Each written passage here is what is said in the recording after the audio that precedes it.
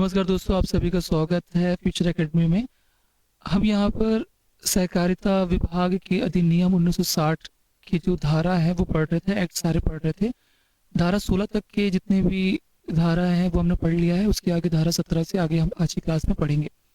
Start करते हैं धारा नंबर 17 से। देखो, धारा जो 17 है वो क्या कहती है। देखो, धारा 17 जो है वो कह रहा है दायित्वों की प्रतिसंधाई के लिए समझौता या ठहराव तथा सोसाइटियों का पुनर्निर्माण। देखो, दायित्व क्या होता है, सबसे पहले समझो दायित्व क्या होती है। तो किसी भी सोसाइटी का जब गठन होता है तो किसी कोई ना कोई लक्ष्य लेकर वो उसका निर्माण होगा, गठन होगा, वो सारे उनके दायित्व हो जाएंगे। अब समझना प्रतिसंधाय क्या होता है। प्रतिसंधाय का अर्थ होता है बैलेंस है, इसको ही कहा जाता है संतुलन। तो कई बार जो सोसाइटी होती है वो अपने दायित्वों को पूरा नहीं कर पाती है और ऐसे कंडीशन में उनका संप्रदाय जो है वो कराना होता है। संप्रदाय का मतलब समझौता कराना होता है, संतुलन लाना होता है। अब संतुलन लाने का मतलब क्यों हो गया, देखो क्या हो रहा है कि वो जैसे कि मान लो कोई बैंक है, नेशनल बैंक है ना। आप सुनते होगे कि उनका किसी दूसरे बैंक में मर्ज हो गया। क्यों हुआ? क्योंकि मालूम है कि वो बैंक जो है वो अपने लक्ष्य को पूरा नहीं कर पा रही थी, चल नहीं पा रही थी सही से, वो नुकसान पे थी। तो क्या किया गया, उस बैंक को बंद ना करके उसको क्या कर दिया गया, मर्ज कर दिया गया दूसरे बैंकों के साथ। क्यों? इससे वहां के एम्प्लॉय जो है उनके जो राइट्स हैं, अधिकार हैं, वो भी नहीं छीनेंगे और उनको जो हक मिलना चाहिए वो भी मिलेगा, है ना। इस तरह से ये एक रास्ता होता है, मिड बीच का रास्ता निकालना, संतुलन बनाना, इसलिए कहा जाता है प्रतिसंधाय। अब देखो, प्रतिसंधाय जब होगा तो यहाँ पे क्या होगा, समझौता या ठहराव वर्ड समझ लो हो गया। अब जब ये होगी तो क्या होगा, सोसाइटियों का पुनर्निर्माण हो जाएगा। मतलब दो या दो से अधिक सोसाइटी आपस में मिलकर क्या होगी, एक नया सोसाइटी का निर्माण करेगा और ये सारे जो उनको अधिकार प्राप्त होते हैं वो इनको धारा नंबर 17 के अंतर्गत प्रदान होते हैं। ठीक है, यहाँ तो कोई दिक्कत नहीं, आगे समझते हैं। धारा 18 क्या कहता है, सोसाइटियों के रजिस्ट्रीकरण का समाप्त होना। अब देखो, कोई भी सोसाइटी जो है उसका रजिस्ट्रीकरण समाप्त कब हो जाएगा, कंडीशन समझते हैं। पहला कंडीशन क्या कहता है कि कोई सोसाइटी उसके आवेदकों द्वारा गलत जानकारी के आधार पर रजिस्ट्रीकरण करते। अगर किसी सोसाइटी का जो गठन करने वाला आवेदक है उनके द्वारा अगर गलत जानकारी देकर वो रजिस्ट्रेट किया गया है और ऐसा पाया गया कि जो रजिस्ट्रेशन का जानकारी जो उनको दी गई थी वो सारे के सारे गलत हैं, तो उस आधार पे क्या होगा, उनका रजिस्ट्रेशन जो है समाप्त कर दिया जाएगा। दूसरा क्या कहता है, जिस सोसाइटी का कार्य पूर्ण हो चुका हो। अब जो सोसाइटी जिस लक्ष्य के साथ गठित हुई है, अगर वो लक्ष्य पूरी हो जाती है तो भी क्या होगा, सोसाइटी जो है रजिस्ट्रेशन समाप्त किया जा सकता है या कर दिया जाएगा। नेक्स्ट कंडीशन बोलता है, जिन प्रयोजनों के लिए सोसाइटी रजिस्ट्रीकृत की गई है उनकी पूर्ति ना हो रही हो। अब भाई कोई सोसाइटी जो है जिस भी प्रयोजनों का मतलब होता है जिस भी कार्यों के लिए लक्ष्य के साथ वो गठन हुआ है और उस लक्ष्य को पार नहीं पा रही है, उस लक्ष्य को पूर्ण नहीं कर पा रही है, तो ऐसे कंडीशंस में उनको आधार बनाकर उनका रजिस्ट्रेशन समाप्त कर दिया जाएगा। पर अब समझने वाली बात होती है, तीनों कंडीशंस में सदस्यों को अगर सोसाइटी का रजिस्ट्रेशन समाप्त करना है तो समझना होगा कि पहले सुनवाई का अवसर देना होगा। किनको? सोसाइटी के सदस्यों को सुनवाई का अवसर देने के बाद ही आप सोसाइटी का रजिस्ट्रेशन जो है वो समाप्त कर सकते हो। बिना उनको अवसर दिए आप सोसाइटी का रजिस्ट्रेशन जो है किसी भी आधार पर समाप्त नहीं कर सकते। और सबसे लास्ट में सबसे इंपॉर्टेंट समझना होगा कि सोसाइटी का जो रजिस्ट्रेशन है समाप्त करने की जो शक्ति होती है, अंतिम शक्ति, वो किसके पास होगी, रजिस्ट्रार के पास होती है। रजिस्ट्रार ही होगा जो इनकी रजिस्ट्रीकरण को समाप्त कर सकता है, इसके अलावा और कोई नहीं। तो ये धारा नंबर 17 और 18 में आपको दो चीजें यहाँ पे समझनी थी, ये लास्ट वाले सेक्शंस में रह गया था। अब देखो, इसके आगे जो है ना, हमने दो सेक्शन पढ़ लिया, आप सिलेबस के आधार पे पढ़ेंगे, सिलेबस आप उठा के रख लेना सामने। पहला और दूसरा जो पार्ट है वो खत्म हो गया। तीसरा जो सेक्शन है वो है यहाँ पर त्रिस्तरीय अल्पकालीन सहकारी साख संरचना। अब देखो, यहाँ पे जो हमारी सहकारी साख है उसकी स्ट्रक्चर की बात हो रही है, सहकारी साख की स्ट्रक्चर की बात हो रही है। अब देखो, स्ट्रक्चर जो हमारा है वो कैसा है, त्रिस्तरीय है। अब देखो, त्रिस्तरीय मतलब कैसा होगा, छत्तीसगढ़ में सहकारी बैंक की 3 स्तरों में विद्यमान है, बांटा गया है और ये सारे क्या करते हैं, अल्पकालीन ऋण प्रदान करने के लिए इसे गठन किया गया। तो एग्जाम में कहीं पूछेगा आपको कि भाई त्रिस्तरीय जो सहकारी साख समिति है, या सॉरी सहकारी साख समिति है, उनका कार्य क्या है, तो वो अल्पकालीन ऋण देती है ना, अल्पकालीन ऋण देना इनका काम है, अल्पकालीन ऋण। अब देखो, यहाँ पे 3 स्तरों में बांटा गया है। तो सबसे बड़ा स्तर हमारा राज्य, छत्तीसगढ़ राज्य, राज्य के अंदर आएगा जिला और जिला के बाद ग्राम। तो इस तरह से इसको 3 स्तर पे बांटा गया है। सबसे पहले राज्य स्तर पे, फिर जिला स्तर पे, फिर ग्राम स्तर पे। देखो, छत्तीसगढ़ राज्य की बात करूं तो राज्य स्तर पर छत्तीसगढ़ राज्य सहकारी बैंक, जिसको हम एपेक्स बैंक के नाम से भी जाना जाता है, वो आपको यहाँ पर मिलेगी। ठीक है, छत्तीसगढ़ राज्य सहकारी बैंक मतलब एपेक्स बैंक के नाम पे जाना जाता है, ये राज्य स्तर पे होता है। अब इसके अंदर जो राज्य स्तर है उनके अंदर ही आ जाएंगे कौन, जिले आ जाते हैं, है ना। छत्तीसगढ़ राज्य में वर्तमान में देखो जिलों की संख्या 33 है। छत्तीसगढ़ राज्य में वर्तमान में जिलों की संख्या 33 जिले हैं। तो यहाँ पर होगा जिला स्तर पर जिला सहकारी केंद्रीय बैंक के नाम से होगा। अब जिलों के अंदर क्या होता है, ग्राम होता है, तो ग्राम स्तर पर प्राथमिक कृषि ऋण साख समिति, इस तरह से इसको बांटा गया। तो एग्जाम में यहाँ से भी आपको क्वेश्चंस दिखेंगे, तो ये वाला सेक्शन भी अच्छे से आपको समझ लेना है। ठीक है, अब देखो यहाँ पे बात हो रही थी किसकी, समझना कि ऋण की बात हो रही है। किस तरह के ऋण, अल्पकालीन ऋण के। तो समझो कि जो कृषकों के लिए, जो कृषक है ना, किसानों के लिए जो सहकारी साख समिति या बैंकों के माध्यम से जो अल्पकालीन ऋण दिया जाएगा, वो सबसे इंपॉर्टेंट कि वो 0%, 0% ब्याज की दर पर उपलब्ध कराया जाएगा। अभी 0% ब्याज पर उनको देना है, ये सबसे जरूरी है, तभी तो उनका फायदा उठा पाएंगे। पर यहाँ पे भी समझना है कि इनके ऋण के क्या है, प्रकार भी हैं, इन प्रकार को भी समझते चलते हैं। सबसे पहला आता है अल्पकालीन कृषि ऋण। अल्पकालीन कृषि ऋण, तो कृषि कार्य के लिए जो ऋण दिया जाएगा अल्प समय के लिए, वो है अल्पकालीन कृषि ऋण। और इसको लागू किया गया था 1 अप्रैल 2014 से, ये लागू हुआ है 1 अप्रैल 2014 से लागू हुआ है। और इसमें जो मैक्सिमम राशि मिलती है, अधिकतम का मतलब यहाँ पर मैक्सिमम राशि जो मिलती है वो है 5 लाख रुपए। तो कृषि जो कार्य जानते हैं, छत्तीसगढ़ राज्य में सबसे ज्यादा जो कार्य करते हैं वो कृषि कार्य पे ही आधारित है। सारे जो किसान है ना, उनकी जीविका का आधार भी क्या है, कृषि ही है। तो कृषि यहाँ पर याद रखना है, 5 लाख रुपए सबसे ज्यादा पैसे इस पे मिलेंगे। अब दूसरा जो समझते हैं लाख, है ना, लाख उत्पादक जो कृषक होंगे या कृषक समूह होंगे, उनको उत्पादन के लिए अल्पकालीन ऋण दिया जाएगा। ये 1 जुलाई 2021 से ये ऋण देने की जो सुविधा है वो प्रारंभ की गई है। और इसमें जो अधिकतम राशि है, मैक्सिमम राशि जो उनको प्रदान किया जा सकता है, वो है 2 लाख रुपए तक का। ठीक, तीसरा आता है फिशरी के लिए, है ना। तीसरा जो सेक्शन है वो है फिशरी, मत्स्य पालन के लिए। मत्स्य पालकों या फिर उनके जो समूह है या समितियों को अल्पकालीन ऋण की बात हो रही है ना। और ये स्टार्ट हुआ है 1 अक्टूबर 2021 से। और इसमें जो अधिकतम राशि दी जाएगी वो है 3 लाख रुपए तक की राशि जो है इनको ऋण के रूप में दिया जाएगा। चौथा जो है वो है उद्यानिकी कार्य हेतु ऋण, है ना। उद्यानिकी काम, उद्यान समझते हैं आप लोग। उद्यानिकी कार्य के लिए जो ऋण देने का कार्य है वो स्टार्ट हुआ था आपका 1 अप्रैल 2014। अब देखो जो कृषि है और उद्यानिकी है, ये दोनों स्टार्ट कब हुआ, 1 अप्रैल 2014। ठीक है, मतलब 2014 में 2 स्टार्ट हुआ है, कृषि ऋण और दूसरा उद्यानिकी कार्य के लिए जो ऋण है वो 1 अप्रैल 2014। जबकि बाकी जो लाख और मत्स्य है ना, वो 2021 में स्टार्ट हुआ है। 2021 में दोनों स्टार्ट हुए हैं, पर एक 7वें महीने पे और एक 10वें महीने पे। ये फर्क यहाँ पे याद रखना, 7 और 10 पे याद रखना। पहले लाख आया फिर मत्स्य वाला आया।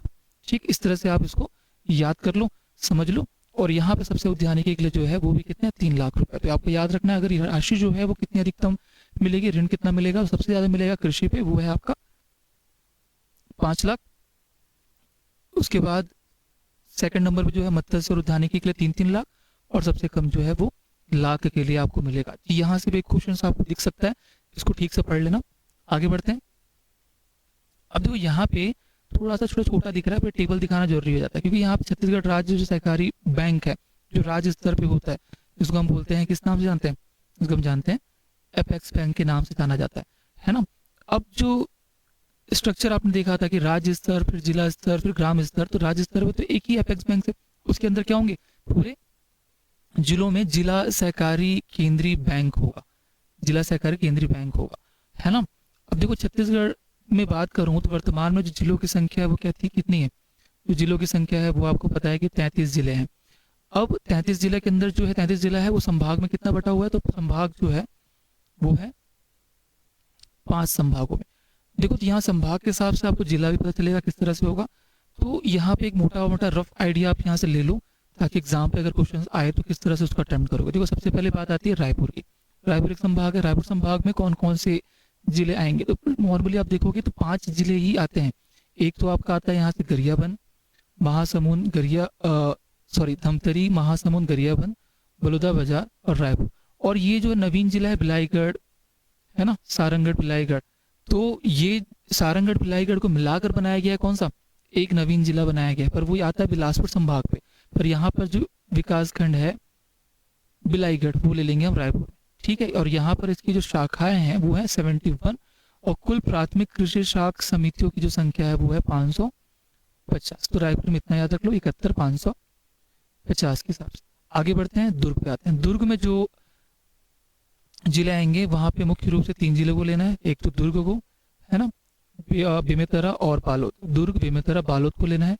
यहाँ पर 3 जिलों में 65 शाखाएं और 311 इनकी सहकारी शाख समिति जो है उनकी संख्या है, ठीक। कुल प्राथमिक कृषि शाख सहकारी समितियों की संख्या जो है 311 यहाँ पे याद रखना। अब देखो यहाँ पे बात करते हैं बिलासपुर। बिलासपुर में भी ऐसे याद रखोगे आप, स्वयं एक बिलासपुर एक जिला होगा। मुंगेली, घोरला, पिंडर, मारवाही, जांजगीर चांपा, कोरबा और शक्ति, ये सभी के सभी एक शामिल हो जाएगा। अब देखो ये बात क्या भी याद रखना कि यहाँ पर जो शक्ति है वो एक नवीन जिले के रूप से पृथक हो चुका है, नवीन जिला बन गया है, पर ये भी उसको बिलासपुर में ही लिया जा रहा है। तो इस पर कंफ्यूज नहीं होना यहाँ पे, वैसे यहाँ पर भी कंफ्यूज नहीं होना, ठीक। यहाँ पर आपको याद शाखा है 56 और यहाँ पे समितियों की संख्या है 430। वैसे अब आ जाओ अंबिकापुर।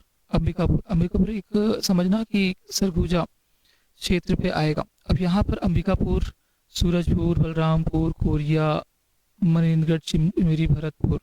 अब देखो यहाँ पर जो MCB हम कहते हैं कि, है ना, MCB के नाम से इसको जाना जाता है। मनेन्द्रगढ़, चिरमिरी, भरतपुर एक नवीन जिला के रूप में अस्तित्व में आया हुआ है ये, है ना। तो ये सारा एरिया आपका सरगुजा संभाग के अंतर्गत आता है, तो इस सभी को ले लेंगे अब, है ना। कौन कौन सा नहीं है वो भी याद रखना। यहाँ पे अंबिकापुर एक है, सूरजपुर, बलरामपुर, कोरिया MCB है ना। जसपुर को यहाँ पे शामिल नहीं किया गया, तो उसको ध्यान पे रख लेना। यहाँ पे है 30 शाखाएं और 153 जो है संख्या समितियों।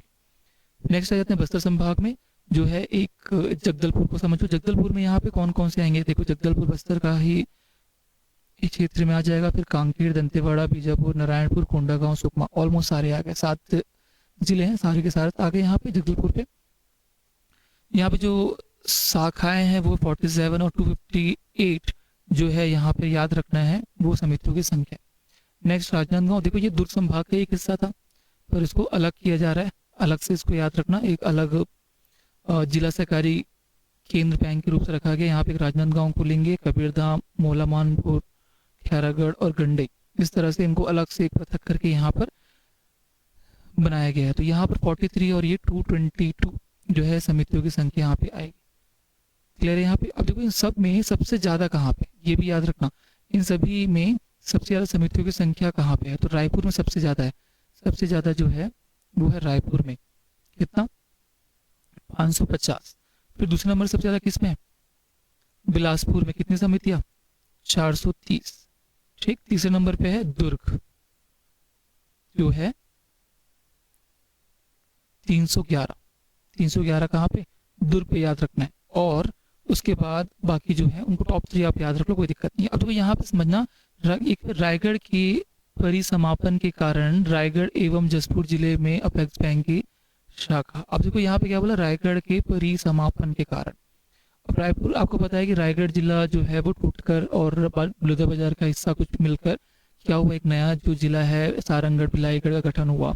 और इस वजह से यहाँ पर इसको अलग से बताया जा रहा है कि रायगढ़ को अलग रख रहा है एक जगह पे, सारंगढ़ बिलाईगढ़ को अलग, और जसपुर जो बच गया था वहां पर इनको अलग से यहाँ पे लिया गया। और यहाँ पर है 14 शाखाएं और 134 समितियों की संख्या को लिया गया। टोटल याद रखो यहाँ पर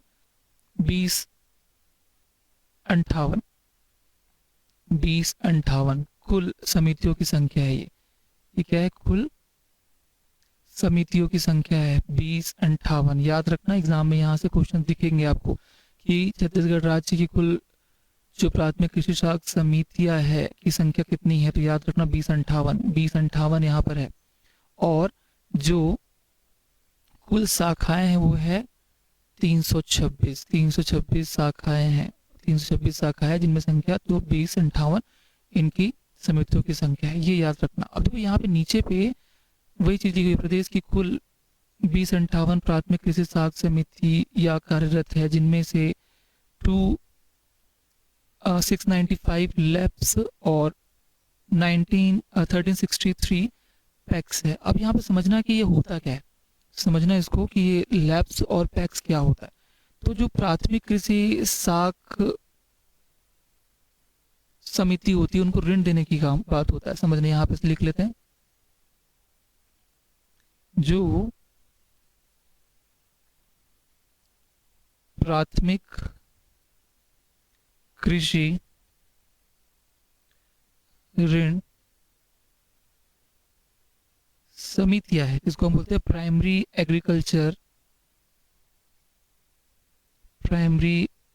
एग्रीकल्चर क्रेडिट सोसाइटीज, है ना। इसी को शॉर्ट में कहा जा रहा है पैक्स। इसी को शॉर्ट में क्या कहा जा रहा है यहाँ पे, पैक्स कहा जा रहा है। इसकी संख्या है 1363 पैक्स है। और दूसरा यहाँ पे क्या बोला गया है, लैप्स। अब समझ लो पहले कि लैप्स इसके जाने से पहले पैक्स क्या होता है। पैक्स क्या होता है, देखो यहाँ पे सीधी सी बात है, जो ऋण देने का काम होता है, प्राथमिक कृषि ऋण समिति जो होती है वो पैक्स कहला रही है, यहाँ पे कोई दिक्कत नहीं है, यही काम उसका होगा। पर लैम्स क्या होता है, देखो लैम्स जो है ना, समझना है इसको लैम्स के बारे में, जिसकी संख्या है 695।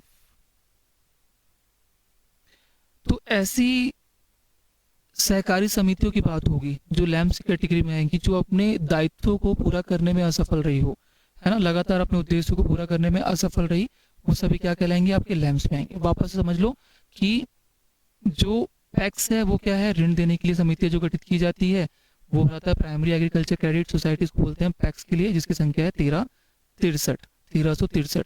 जबकि यहाँ पर जो लैम्स है उनका मतलब होता है, लैम्स का मतलब जिलों में ऐसी सहकारी सोसाइटी है जो अपने उद्देश्यों को पूरा करने में असफल हो रही है, बार बार असफल हो रही है, लगातार असफल हो रही है, वो सारे लैम्स होंगे।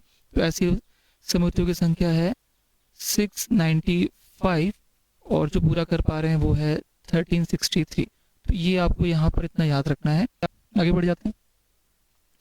देखो ये तीसरा जो हो गया सेक्शन यहाँ पर खत्म हो गया। चौथा जो सेक्शन है वो है सदस्य, उनके अधिकार, दायित्व तथा विशेषाधिकार, है ना। Members, their rights, liabilities and privileges, ये सारी आपकी चार कहेंगे। और इसके अंदर आपको सबसे पहले पढ़ना है धारा 19 से। समझते हैं क्या करके, व्यक्ति जो सदस्य हो सकेंगे, बात कर रहे हैं कि जो सोसाइटी है उसमें कौन कौन से व्यक्ति जो हैं उनके मेंबर जो सदस्य रह सकते हैं, इनकी बात हो रही है। तो सबसे पहला पॉइंट आप समझना है यहाँ पे, पहला पॉइंट बोल रहा है कोई व्यक्ति जो भारतीय संविदा अधिनियम 1872 के धारा 11 के अधीन संविदा करने के लिए सक्षम हो, वो सभी यहाँ पे सदस्य रह सकेंगे। पहला चीज, भारतीय संविदा अधिनियम 1872 के अधीन जो भी एलिजिबल है वो सारे यहाँ पे आ जाएंगे। इसके अलावा कोई अन्य सोसाइटी जो है जो उसका मेंबरशिप चाहती होगी वो भी यहाँ पर एलिजिबल हो जाएंगे। थर्ड नंबर पे देखो, कोई लोक न्याय जो छत्तीसगढ़ पब्लिक ट्रस्ट एक्ट 1951 के अधीन रजिस्ट्रीकृत है। छत्तर ये वाले दो है, जैसे कि भारतीय संविदा अधिनियम, इसके तहत अगर कोई संविदा करने के लिए सक्षम है, या फिर यहाँ पे बात करते हैं इसके अधीन कोई छत्तीसगढ़ पब्लिक ट्रस्ट के एक्ट 1951 के अधीन अगर कोई रजिस्ट्रीकृत है, तो ये कंडीशंस ऐसे होंगे ना कि इसके अधीन आप क्या कर सकते हो, व्यक्ति को सदस्य के रूप में ले सकोगे।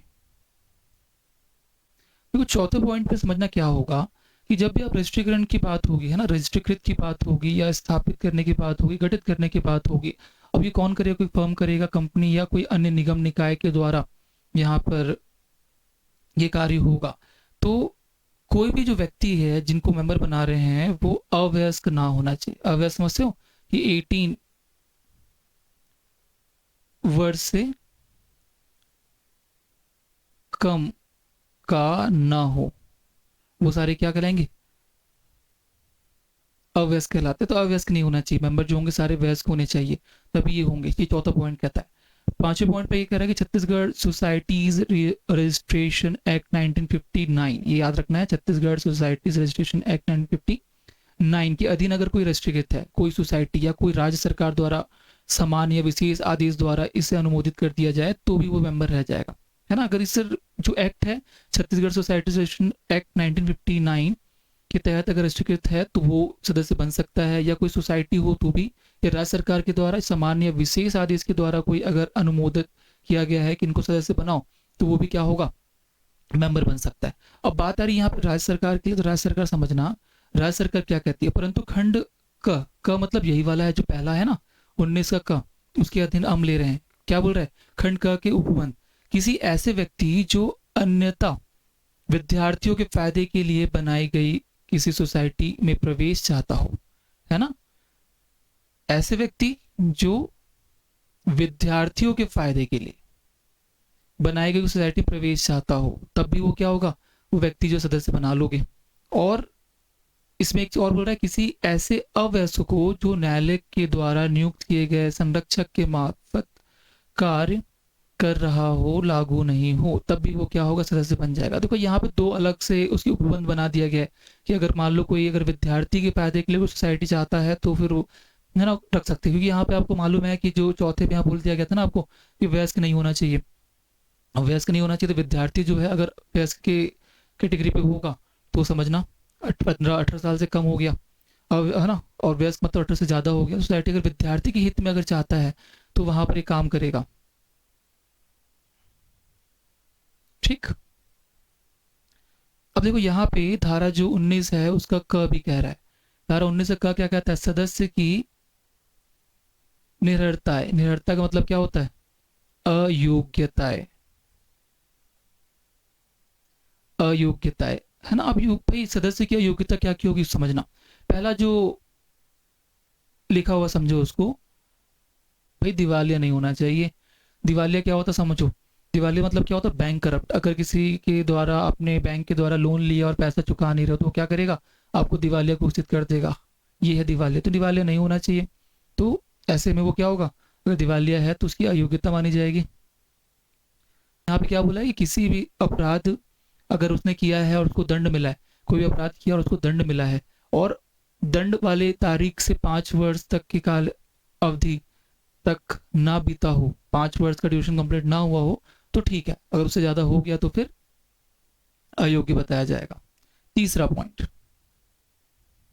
अब देखो यहाँ पर तीसरा पॉइंट जो क्या कह रहा है कि वह स्वयं या उसके कुटुंब का कोई सदस्य। अब देखो कुटुंब क्या होता है? कुटुंब मतलब क्या होता है कि एक ही परिवार के लोग, रिश्तेदार जो होते हैं, है ना, वो सारे अगर मिल गए उनको बोलते हैं कुटुंब। तो सामान्य हित में रखते हैं। सामान्य हित का रखता हो मतलब क्या हो रहा है? सदस्य जो है सामान्य हित में ऐसा कारोबार कर रहा है जो कुछ सोसाइटी में जो सदस्य है वो भी सेम हो, तो फिर अयोग्य हो जाएगा। क्योंकि क्या होता है, हर एक सोसाइटी का अपना एक लक्ष्य होता है, अलग उद्देश्य के साथ वो सोसाइटी गठित होती है। अगर उस कुटुंब में कोई व्यक्ति, आपको मालूम है यहाँ पर स्टार्टिंग में पढ़ा हुआ है कि एक ही परिवार के जो सदस्य या एक ही कुटुंब के जो सदस्य है वो मेंबर नहीं होते। पर अगर ऐसा हो गया, मान लो कि सोच रहा है कि एक कुटुंब में मैं सदस्य बन जाता हूँ और दूसरा एक अपना खुद का एक सोसाइटी बनाऊंगा जो सेम लक्ष्य के साथ वो संचालित हो रही होगी, और ऐसा अगर पाया गया तो फिर वो क्या होगा? अयोग्यता मानी जाएगी। नेक्स्ट आता चौथा पे। तो चौथा पॉइंट जो है ना वो क्या कह रहा है समझना।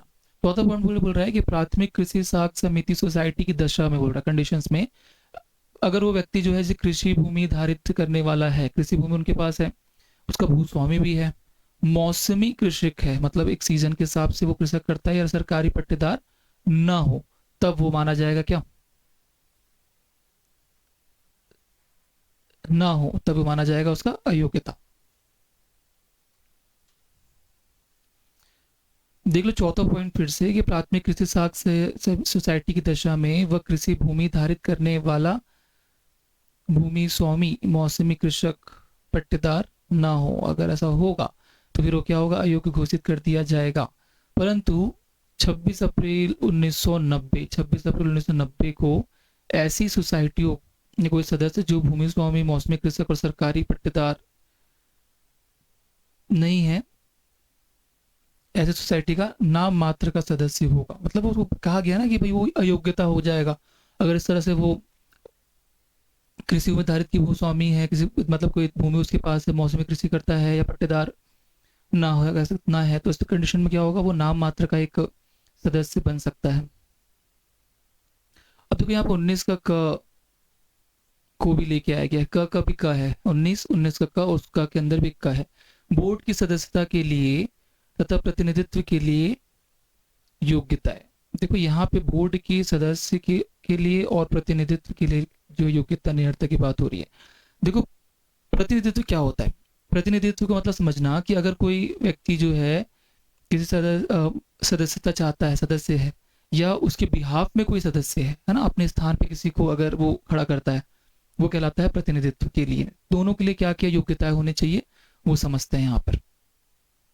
कोई भी व्यक्ति सोसाइटी के बोर्ड सदस्य के रूप में निर्वाचन के लिए पात्र नहीं होगा और समरूप में अपने पद पर नहीं रह जाएगा। ये उसके लिए क्या है, अयोग्यता से ग्रस्त है तो वीत होगा। अब देखो यहाँ पे समझना ये वर्ड क्या कह रहा है, बहुत सिंपल सा है चीज समझना। अगर मान लो कोई एक सोसाइटी का कोई एक सदस्य है, वो दूसरी सोसाइटी के लिए प्रतिनिधित्व करना चाह रहा है, समझ रहे हो, कोई एक सोसाइटी में कोई सदस्य है तो बोर्ड मेंबर क्या कर रहा है, उसको किसी दूसरी सोसाइटी के लिए प्रतिनिधित्व के रूप में बनाना चाहता है, निर्वाचित करना चाहता है, तो ये नहीं कर पाएगा। ये उसके लिए क्या होगा, अयोग्यता होगा। और ग्रसित होने पर यहाँ पर क्या क्या कंडीशन है वो यहाँ बताया हुआ है। सबसे पहला, सोसाइटी की बोर्ड के लिए यह विधिपूर्ण होगा कि वह यह बात की जानकारी में आने की तारीख से 2 माह, 2 महीने के भीतर, है ना, 2 महीना याद रखना है, 2 माह के भीतर जो सदस्य होगा या जिसके नातेदार या जिसके द्वारा वो भेजा गया होगा, उसमें क्या करेगा, अवसर देगा कि भाई आपके द्वारा अगर बोल रहे हैं कि आप अयोग्य हो तो उसको अपना मत रखने के लिए अवसर दिया जाएगा। और अगर गलत साबित होता है, गलत प्रूफ होता है, तब उसको अयोग्य साबित किया जाएगा। सेकंड पॉइंट भी क्या कर रहा है, यदि वह सदस्य प्रतिनिधि के रूप में, अगर वही सदस्य प्रतिनिधि के रूप में आया हुआ है और कार्य के कारण जो उच्च स्तरीय सोसाइटी है वहां पर भी इस तरह से काम हो रहा है कि वो गलत बताया जा रहा है कि वो किसी एक पहले से किसी सोसाइटी का सदस्य है और प्रतिनिधि बनाया गया किसी दूसरी सोसाइटी में, और वो भी उच्च स्तरीय जो सोसाइटी वहां पर उसको पता ठहराया जा रहा है कि वो अयोग्य है, तो वहां पर भी क्या होगा, पद धारण करने से पहले उनकी जो अयोग्य है उन बातों के लिए उनको अवसर दिया जाएगा कि भाई आप बताओ, और समय दिया जाएगा। और उसके बाद फिर उनको ये बताया जाएगा कि भाई आप अयोग्य हो, क्यों और कारण के साथ लिखित रूप में। यदि सोसाइटी कार्यवाही करने में असफल हुआ तो रजिस्ट्रार ऐसे सदस्य को सुने जाने का युक्त अवसर देने के पश्चात, मतलब समय देगा, पर्याप्त समय उसको कि अपना जो पक्ष है वो रख ले, और उसके बाद लिखित आदेश के द्वारा क्या करेगा, उसको अयोग्य घोषित कर देगा। तो ये कुछ चीजें हैं 19 के क के क में, इसको भी आपको याद रखना है। अगला जो है धारा 19 का ख। 19 का जो ख है वो क्या कहता है, 19 का ख कहता है पश्चातवर्ती निर्योग्यताओं का प्रभाव। अब देखो यहाँ पे 19 ख जो है वो क्या कहता है, भाई पश्चातवर्ती का मतलब क्या होगा, यहाँ पे पश्चातवर्ती का मतलब होता है कि भाई उसने मेंबर बन गया, किसी सोसाइटी का वो सदस्य बन गया, प्रतिनिधित्व के यह सदस्य जो है वो बन गया, और उसके बाद हमको मालूम चल रहा है कि ये योग्य नहीं है, अयोग्य नहीं है, तो बोला, यही चीज बोला गया, कोई व्यक्ति सोसाइटी में प्रवेश दिया गया हो, यही चीज यहाँ पे लिखा है कि कोई व्यक्ति जो है किसी सोसाइटी के सदस्य के रूप में प्रवेश दिया गया हो, और धारा 19 में जो भी उसमें नियम लिखे गए हैं उसका पालन ना किया गया हो, तो सदस्य जो है नहीं रह जाएगा, रजिस्ट्रार उसकी क्या करेगा, रिक्त घोषित कर देगा उसके स्थान को। ये है 19 ख का। जबकि 19 का ग जो है वो क्या बोल रहा है, सदस्यों का निष्कासन की बात होती है। निष्कासन समझते हैं, निष्कासन मतलब निकाला जाना। अब देखो यहाँ पे क्या बोला गया है, 19 का जो ग है उसमें बोल रहा है निष्कासन, सदस्यों का निष्कासन। तो बोर्ड जो है निष्कासन के प्रयोजन के लिए जो सम्मेलन में उपस्थित और मत देने वाले जितने भी सदस्य हैं उनके 3/4 बहुमत से पारित किए गए संकल्प के आधार पर ही निष्कासित कर पाएगा, है ना। ये जो संकल्प के आधार पर सदस्यों को निष्कासित कर पाएगा, ये भी इसमें कहा गया है। अगर सदस्य चाहते हैं तो भी क्या होगा, सदस्यों की मांग पर अगर जितने भी उपस्थित और मत देने वाले हैं उनको 3/4 सदस्य अगर मांग करते हैं तो ये बहुमत से अगर पारित हो गया तो फिर इसको निष्कासित कर दिया जाएगा। यहाँ पे कंडीशंस भी बताया गया है कि भाई निष्कासित अगर किसी सदस्य को कर रहा है, अगर यहाँ पे बहुमत मिल गया तो उसके लिए समझो क्या क्या पॉइंट्स यहाँ पे फॉलो होगा। पहला कह रहा है भाई अब सदस्य अगर एकजुट हो रहे हैं और 3/4 सदस्य अगर बहुमत में वोट कर रहे हैं कि भाई इनको जो है पद से हटाना है, इनको मेंबरशिप से हटाना है, तो भाई क्या होगा, पहला समझना कि जो भी व्यक्ति के ऊपर ये होगा वो साख समिति जो है ना, सोसाइटी के साख है, उनको क्षति पहुंचाने की संभावना हो उनसे, या कुख्याति होने की संभावना हो या आशय हो, इस कंडीशन में उनके ऊपर क्या होगा, ये वोटिंग होंगे और उनका पद से हटाया जाएगा। दूसरा, मिथ्य कथनों द्वारा सोसाइटी को जानबूझ के प्रवंचित करना हो या करता हो। तो मिथ्य मतलब क्या होता है? झूठा, है ना, झूठी अफवाह फैलाना, झूठी खबर देकर जो सोसाइटी को जानबूझकर अगर कुछ नुकसान पहुंचा रहा है, भ्रमित रख रहा है, तो इस कंडीशन में भी क्या होगा? वोटिंग होगी, पद से हटाया जाएगा, निष्कासित किया जाएगा। तीसरा बोल रहा है कोई ऐसा कारोबार करता हो जो सोसाइटी द्वारा दिए गए कारोबार की प्रतिबद्धता में आता हो और संबंध में संभावना हो, सोसाइटी द्वारा किए गए कारोबार के प्रतिद्वंद्विता पे आए। अब देखो यहाँ तीसरा पॉइंट क्या कह रहा है समझना। तीसरा पॉइंट बोल रहा है कि कोई अगर कोई ऐसा कारोबार कर रहा है, कोई ऐसा व्यवसाय कर रहा है जो सोसाइटी के द्वारा जो कारोबार करने के लिए, है ना, प्रतिबद्धता है उसमें आता होगा, और संबंध में यहाँ पे बोला गया है कि सोसाइटी में जो कार्य है वो सेम का आप बाहर नहीं कर सकते, और ऐसा कर रहा है, करता पाया गया, तब भी क्या होगा?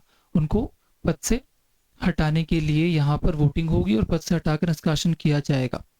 नेक्स्ट, अब देखो चौथा पॉइंट ये कह रहा है कि भाई अगर कोई अपने जो ऋण लिया हुआ है उनको भुगतान करने में बार बार व्यतिक्रम कर रहा है, मतलब बहानेबाजी कर रहा है, और जो नियम कानून है आपको ऋण चुकाने का उसको समय पर नहीं चुका पा रहा है, तो ऐसे कंडीशन में भी क्या होगा? इस आधार पे यहाँ पर जो सदस्य हैं उनको निष्कासित करने के लिए वोट कर सकते हैं। पर यहाँ पे एक और चीज लिखा है कि परंतु कोई भी ऐसा संकल्प तब तक विद्यमान नहीं होगा जब तक सदस्य अपने निष्कासित करने के लिए 7 दिन पहले सूचना व्यक्तिगत तौर पे नहीं दिया होगा। अब जिस भी व्यक्ति के ऊपर ये चीजें होगी भाई उसको क्या करना है? पहले आपको सूचना देना होगा, कितना? 7 दिन पहले सूचना दोगे।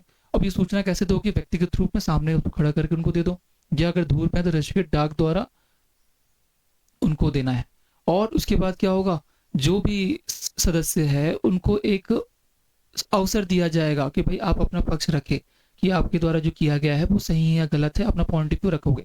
और अगर वो पॉइंट ऑफ व्यू रख पाता है और जस्टिफाई होता है तो ठीक, नहीं तो वरना वापस क्या होगा? वोटिंग होगा, और उनको निष्कासित करने के लिए वहां पे अगर 3/4 वोट मिल गए तो वो उनको यहाँ से पद से हटा दिया जाएगा। देखो आज की क्लास में इतना ही हम पढ़ रहे हैं, अगली क्लास में इसके आगे के सेक्शंस में लेके आऊंगा। ठीक है, आपको ये वीडियो कैसा लगा आप मुझे कमेंट कर दीजिएगा, और प्लीज़ लाइक शेयर सब्सक्राइब कर दीजिएगा ताकि मैं और ज़्यादा वीडियोस और बेहतर तरीके से बना सकूं, इम्प्रूव कर सकूं। ठीक है, धन्यवाद, थैंक यू।